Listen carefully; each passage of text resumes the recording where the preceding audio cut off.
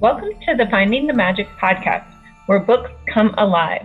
I'm Tricia Copeland, a fiction author and host of this show. If you love books, finding great reads, and hearing about the story behind the story directly from the authors, this is the place for you. Whether you like fantasy, science fiction, dystopian, or romance titles, I think you'll find something to love in my playlist. Listen in to discover something magical about a book or two today.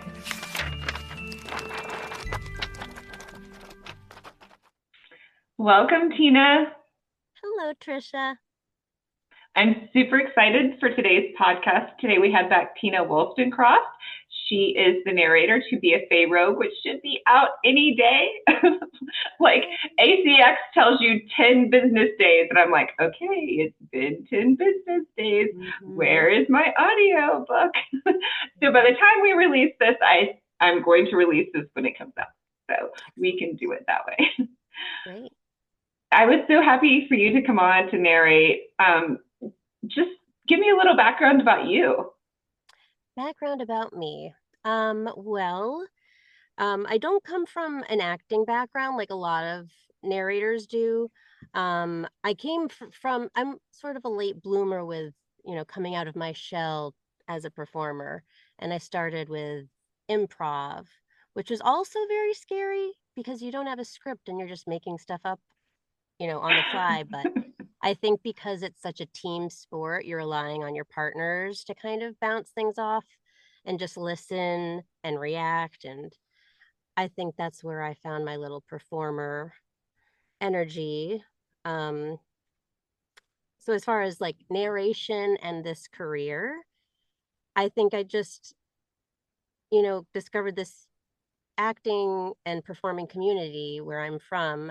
I grew up in Southern Massachusetts and I live in Rhode Island right now. And in Providence, they have so many great theaters and they have art schools, and it's just a really great city to discover all the different types of arts. Though, even though I grew up so close to it, I never really knew about that world that had been there the whole time. So,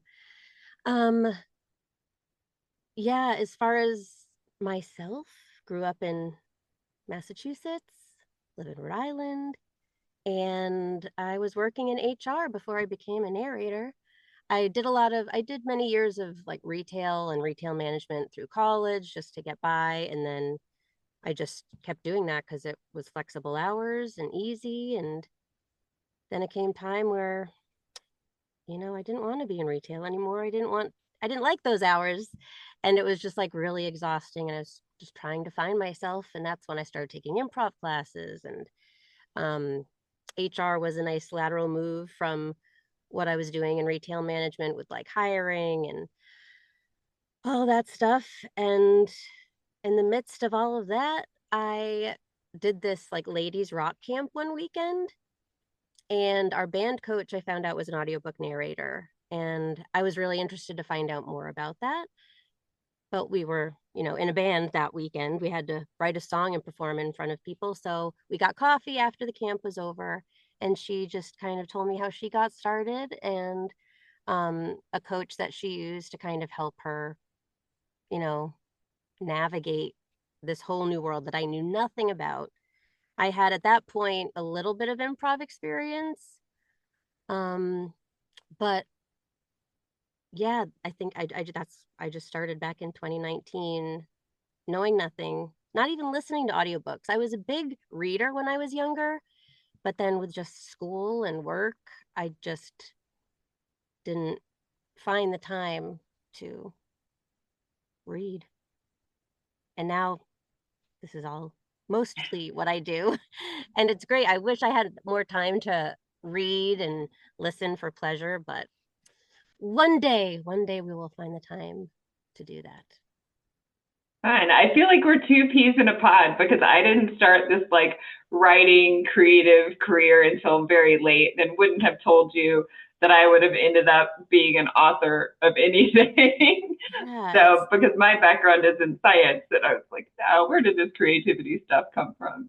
Yeah. I think, once as you're going through life and you're seeing, I don't know, you just kind of sometimes there's like this little like shift where it's like, do I want to be doing this for, however long? And you might observe other things, or just like talking with people, you kind of like start to learn more about what is out there and what is missing in your life, whether it's creative or just different types of hobbies. And I think it's awesome.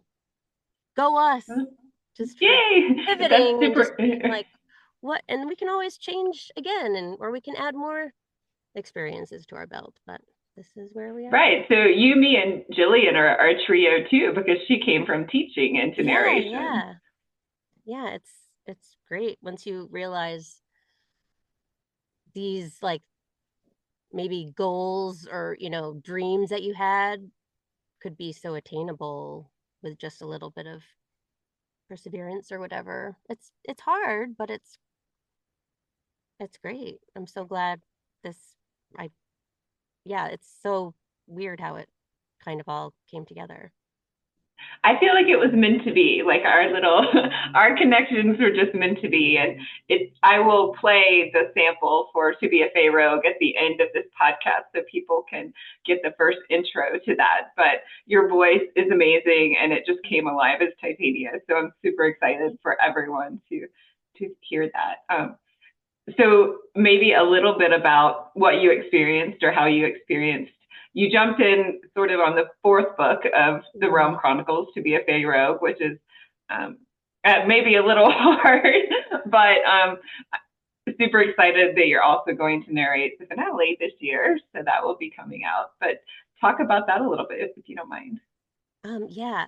So yes, it seemed at first I was like very excited to take it on. I mean, not I don't want to say it ever changed, but at first I wasn't even thinking about like, oh yeah, I'll catch up. I'm gonna read these three books and I'm gonna like get familiar with the story and I'm gonna read. I'm going to listen to Jillian and like seemed like such a I just felt honored to be able to help you out and help Jillian out and help myself out too because this looked like such a great series. And then as I started doing it, I started it was like self-inflicted pressure of like, oh, I Jillian set this up so wonderfully. And how can I fill these shoes in a way where I'm not trying to like mimic her, but also, I want it to be so consistent, but I also want to be able to feel that creativity or I don't know, it was just very complicated. But and I put a lot of pressure on myself of just like really trying to match the energy and um oh gosh, it was just like it was an adventure. And it's still an adventure, but now that I'm going to be starting the fifth book, I'm so much more comfortable because it's been more established and I got to know who the characters are and I'm not like second guessing as much. But yeah, I was just like totally doubting myself the whole time because I just was like, oh, I want to make Trisha proud. I want to make Jillian proud. And all the listeners who like got so used to and comfortable with Jillian's performance, I'm like, oh, I didn't want to let anybody down. Um, so that was the only part that was difficult. I feel like it was it was prepped very well, like the materials that you had given me and Jillian had given me, um, to get an idea of the characters and match the voices.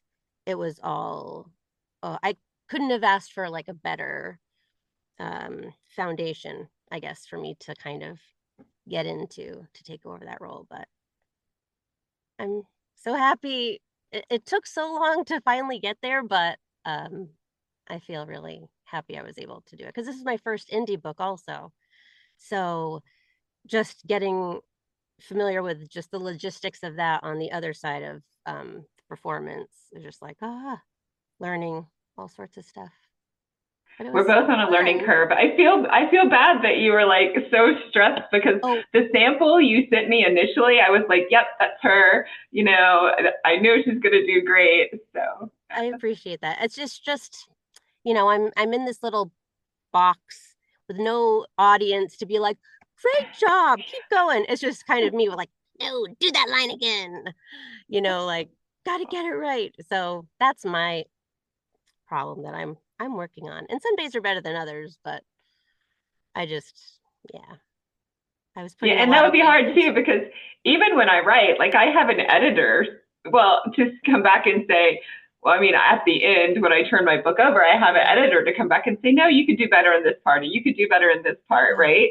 And I guess, mm, I mean, your author could be that for you a little bit, but you don't want to get that far along and then have the author be like, wow, wait a to minute, what redo. happened here? Yeah. Yeah. But it is nice. Like I feel like if I did have any questions or if I was like too in my head about something, I felt comfortable enough where I could reach out to you because it's so different when you're working with publishers and producers. It's like they're the person I can talk to. I can't reach out to the author because of contracts and all sorts of things, which I completely respect.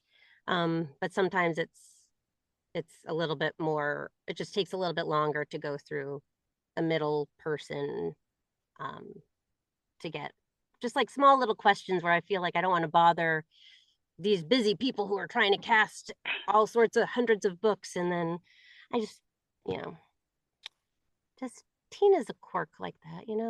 She's just, that's just how she is. We definitely all have our little quirks like that, but I'm Yeah. super excited that we were matched up. How many other audiobooks have you done? I have done, I believe this earlier, just like a couple months ago, I think I passed the 100 book mark.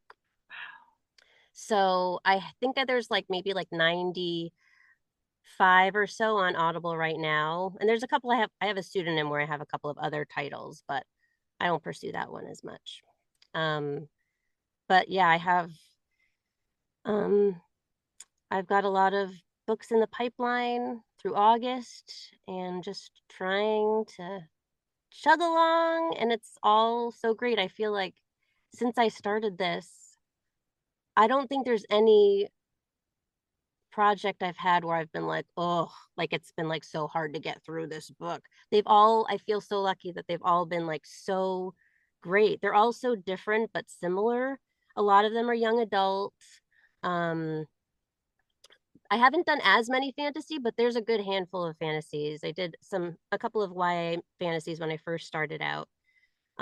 And that was really fun. But I feel like I learned so much with each book that I do about myself and my performance and how I just get more confident and just discover more like what I have so much more fun performing.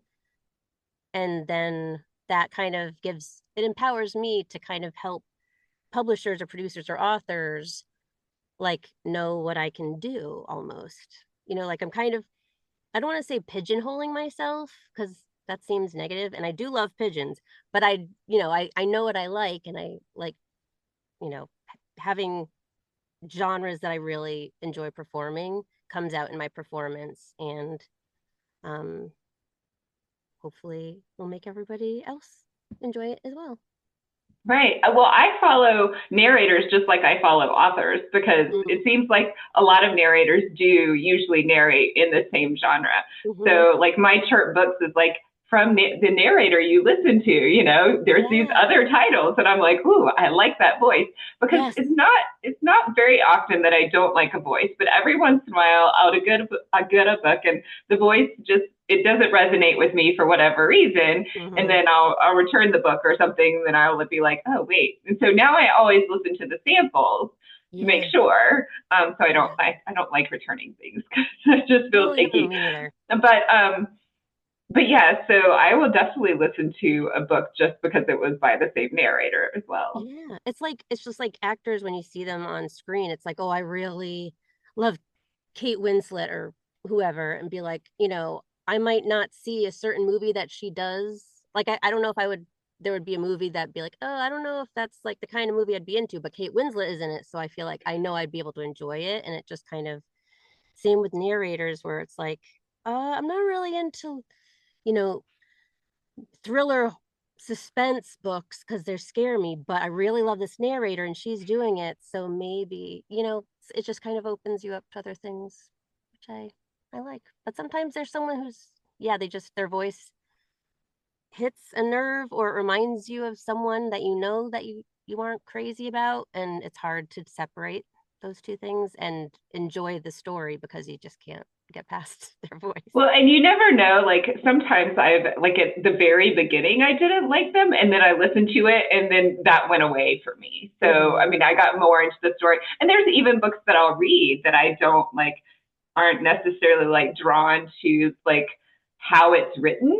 But Mm, if it's enough of a story, it'll pull me in, and I'll yeah, like it, yeah, and that because I get I think maybe all authors do this, but I'm picky about certain things about writing. If I see that thing, I'll be like, oh, I don't know if I can read it. But then if you get drawn into the story, then you mm-hmm. get drawn into the story, and that I even forget that I had that problem in the beginning. Right, right. Yep. Right. I am always listening to audiobooks. I mean, I have a lot of physical books on my Yeah. bookshelf, and my Physical husband books are kind of, fun, but yeah, sometimes, he made me stop. But oh no, he did. well, I got my second I got all the Black Twilight series books, and then I got Mm, all the White Twilight series books, but I bought them second hand. He was like, wait, these are the same books? I'm like, yeah, but it's the white series yeah. version And versus the aesthetically, black. it looks nice Right. when it's on a Yeah. shelf. It's like art. I know. Yeah. He didn't understand that, but that's okay. I never do. Yeah. So, okay, you're finished with To Be a Fae Rogue, which I'm super excited. That's coming out very, very soon, or it will be out by the time we release that. So, next is To Be a Fae. Have you read that yet? Yes, it's You all did. read. It's all marked up and ready to be recorded. And it was so good. And it, oh, yeah, I love my favorite part of when I'm prepping books, reading them, anything is like when I can visualize it so clearly, like the writing help, like I can see it. Like I can see, you know, Titania's house and I can see the castle in the upper realm. And I just, yeah, I just love being able to get taken away and visualize everything and see the people. And um, I feel like I'm there. So it's easy. Not, I don't want to say it's easy, but it's just, it's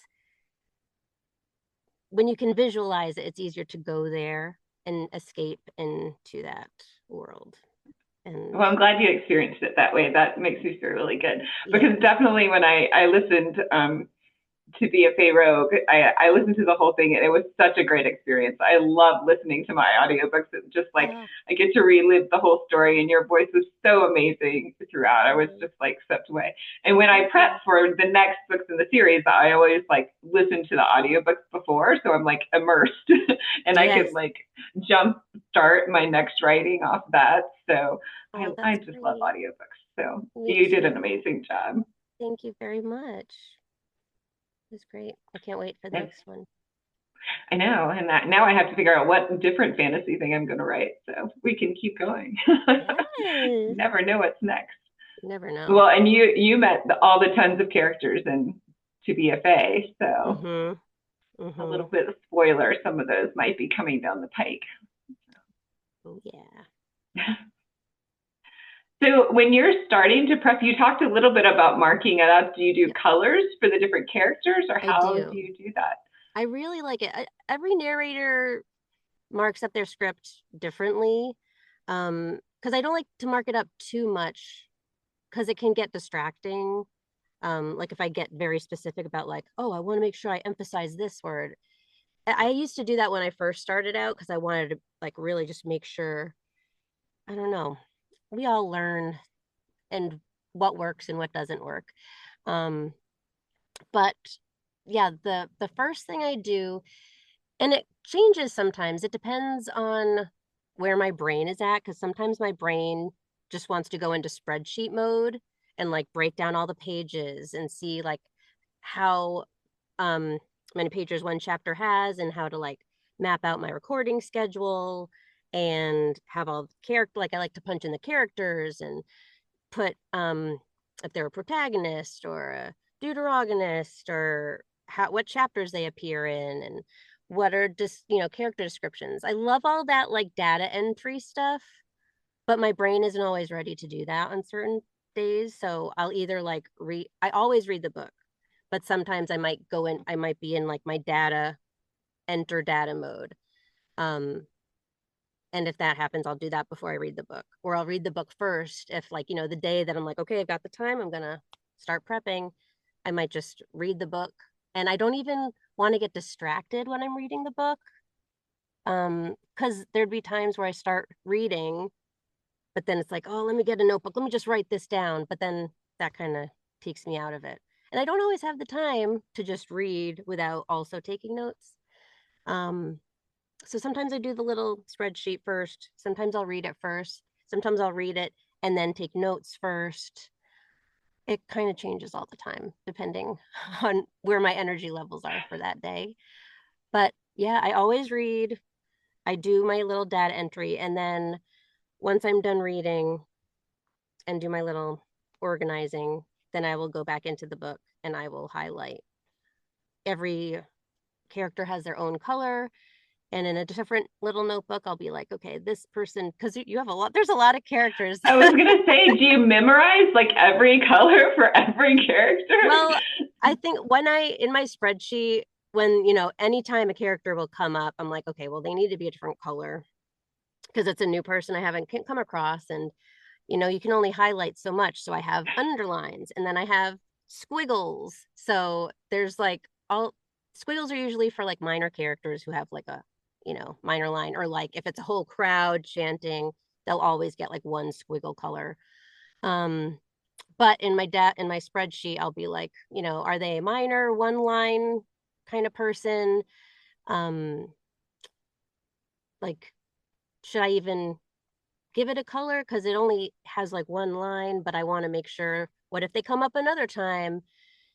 Like, being a little consistent, not that I'll remember what color I gave them in another book I'm doing for them. But I like color. I like the color coding because when there's a lot of different people talking in the same scene, it's just a lot easier for me to kind of keep track. And I just like the colors. It's visually appealing to me. And, sometimes I'll make a mark if there's like a beat break for like a little tone shift.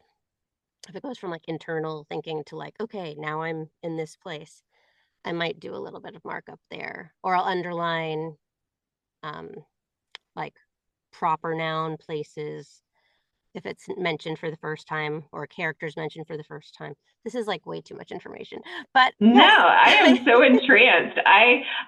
Yeah, I mean, my first series that I had narrated was the Kingdom Journal series, and I had a female lead and a male lead, and I learned a lot from that. But I learned more about the whole process every time I talk to someone, and it's just so amazing to me, not only like how you can pitch your voice to be different pitches and different intonations. My male narrator said, "Oh, do you want it like Keanu Reeves, or do you want it like this actor?" And I was like, "What? You can even do that?" Like, I was like, my mind was blown. But then even like how amazing the editing process is, and that you can just re-record one word and they can slip it in seamlessly, like it was never re-recorded, right? So Yeah. the whole process just amazes me. Yeah, speaking of Keanu Reeves, not him specifically, but just as far as like actors and casting, I do that a lot with characters in books too, because usually I don't have like any specific voices in mind if I'm not trying to, match them, but a lot of them through dialogue and getting to know the characters, like Tyler is ridiculous. He is, he would remind me of like a Keanu Reeves kind of dude. Yeah. But if as I'm on that second pass when I'm doing all the highlighting of dialogue, that's when I get more in tune with the characters themselves. And if they remind me of anybody I personally know, or a character from like a show I've watched a ton of times, or a movie. And it's kind of like a combination with like if there's any physical descriptors, if those physical descriptions of a character plus the dialogue reminds me of like a hybrid of maybe Mark Ruffalo and Denzel Washington. That's such a weird combination. I don't know why I said that. But, you kind of sometimes you visualize a certain character that Mark Ruffalo has played, but, the demeanor is more another actor. So sometimes I just have little hybrids of them, and that's easier for me to also visualize and switch up where I'm just like, oh, this is my Keanu character or whoever. So I just kind of picture them, and sometimes I'll get into a physical stance to like. Sometimes that helps me get into them also. Um, but yeah, that's fun. It takes a long time because sometimes when I first started out, I would be like Google imaging these actors who I have in mind to just like input them into the spreadsheet. But I learned that is a big time waster, but it was fun to do. Well, yeah, and now I feel bad. I was like, oh, I could have sent you all my trailer videos for all the other books. I'm like, you could have get I would have even loved more. I was that. like, I would have loved that, but that's okay. Because Tyler and all those witches started way back in the Kingdom Journals, which is Yeah. 10 books ago now. So yeah. I wish I could have gone back and just revisited all of that. Didn't have time. Okay, next time I'll know what to do. Okay. Yeah. So I'll I love send the you all more the the more graphics. information, the better. I love digging into the character backstories and everything, and how you Does might it envision them. right? Yeah. Does it ever hurt your voice to do some types of I don't know what to call it. Yeah, I try to stay away from that because especially if there's series that I get, if there's a character that shows up in one book and I'm not, if the other books haven't been written, but I know it's a series, like I don't know how many times they'll be featured in future books. So I always try to pick something that's not going to hurt my voice if I'm going to be using it for a long time. So there's just, yeah, and that's something I'm still kind of figuring out. I feel like my voice can do so many things, but I'm still, and I know what certain sounds will hurt my voice, but I know that there's other little tricks that I haven't figured out yet. Like I would love to get a vocal coach to help me access certain parts of my body to help me with like endurance and specific sounds that I want to get, but the only way I know how is to like shred my voice. Oh yeah. But I love being able. I have so many voices that I would love to be able to access. I just want to make sure I'm doing it healthy and not. Right. So you don't hurt yourself for the future of the next book or Yeah. the So next there is a lot project, of right? kind of practice where I yeah, I want to also make sure if I have to get closer to the mic, sometimes that helps with certain lower register voices. Because if it's like it's just easier to go deeper if it's quieter, but I just have to get closer to the mic. But yeah, I just try not So to is go there. no, yeah. So is this your narrator booth that we're seeing behind you? Yes, this is a homemade booth that my husband and his friend helped make. Um, just 4x4s and double wall insulation, and I got sound panels, but it's nice and roomy, and I like it very much. It looks very homey with all your little fairy lights there. Yeah, I got my fairy lights and little tchotchkes. Um, yeah, this is where I spend almost my whole life Wow. Do right you now.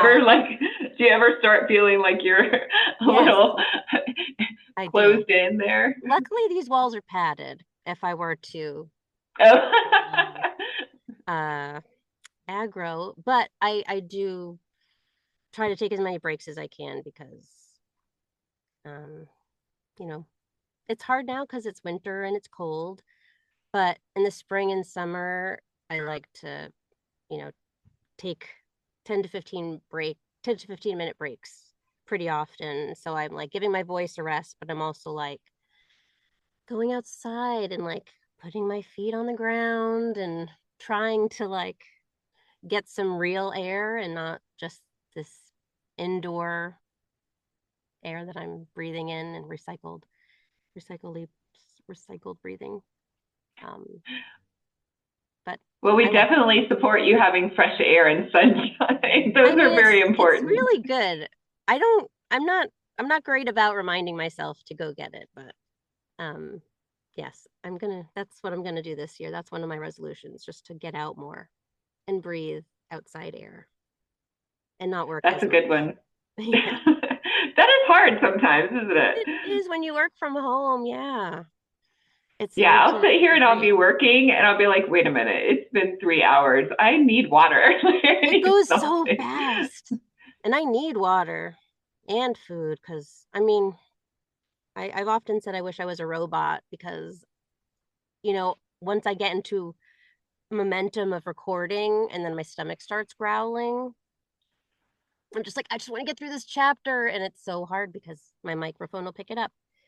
I use this pillow. I usually just put it under my sweatshirt to kind of try to buffer the noise. I don't know if it actually works, but if I only have like a few pages left, I gotta get some insulation down there so I can get through it. And then I I'll, never thought of even doing. I obviously, when I get hungry, I can't do anything, so I just have to stop. But yeah, yeah, I wouldn't I have do thought get that you could hangry, have but pillow. sometimes the noises come before that have to eat alarm goes off. Right. Well, we so appreciate your whole, sacrifice for these books. Oh, Very it's much appreciated. I don't consider it a sacrifice. Yeah. It's all great. I love it. I love spending that's my favorite part is just the preparation and the research. Even if there's like an audition that I get for a book and I have like 2 pages, I try to find out whatever I can from like the author and what else they've done. And I just, even if maybe if the book has already been released and they don't have an audiobook yet, sometimes there'll be like more pages or something that I can find just to get more information on the characters. So it's really hard to just go in without any backstory. You just have 2 pages and you kind of have a summary of what the whole book is about, but it's like, I don't know who this person is. How would this person talk? Like, what's their personality? Like, I like to know all that stuff because that helps me Right. bring them to life. Their character voice and their intonation and all Yeah. the unique things. Yeah. And that's why a lot when I'm doing my characters, I create all their backstories. And their backstory may not even ever go into the book, but it feeds into like their personality and their Yeah. reactions and all of those type things. So Totally. yeah. Mm-hmm. And I will when I do my breaks, I'll make like little videos because, and then my mind's just working. So Mm-hmm. yeah. I love it. I love it. Well, thank you so much for being here. If people want to find you and your work, where can we find you? Well, for books I've done, you can always look up my name on if you have like the Libby app or like any kind of local, if you have a library um, system, you can always look up my name. You can go on Audible to also see some more titles that I have. My website is www.tinawolstencroft.com. Pretty easy as long as you know how to spell my name, which is not that hard, but it does look complicated and it sounds complicated. Um, and I have to update my website. That's one of the projects that would take me like 8 hours. Like, but it would be fun. I'd just be like, oh, let me move this here and let me do this. But that's where you can find me. I'm on Instagram. I don't know what my handle is on there, but I think I'm the only Tina Wolstencroft, so you can just look me up. And I'm sure you could find me on Trisha's Instagram if you follow her. Definitely, you are there. Yeah. Well, thank you. Yeah, I'll be excited to include the sample for To Be a Fae Rogue after this conversation in the podcast. And I will be releasing that on Instagram too. So hopefully we can share and tag each other in that as well. Yeah. Definitely. Well, thank you so much for being here. And I can't wait to have you back when we release To Be a Fae. Thank you, Trisha. Me neither. Yeah. Thanks. Bye. You're welcome. Bye. Hood low over my forehead, I peer across the meadow as the last light of day basks my castle in orange. I watch the windows as one by one lights spring forth, as someone within ignites the torches in the passageways. Trying to identify the forms passing the glass panes, I squint, eager for any glimpse of my family. A gale sweeps through the trees, and I hug my cloak to my middle. I do not often see anyone in these woods. I jump at the sound of Grant's voice and fight the instinct to spin to face him. Heart pounding, I assess my options. My Fae-at-Arms, or former Fae-at-Arms, will know my voice. I love how the castle looks as the last light graces it. I raise my tone an octave, praying he will not recognize me. Odd that I have not seen you here before. Perhaps I blend into the landscape well then. I come here to be alone and think.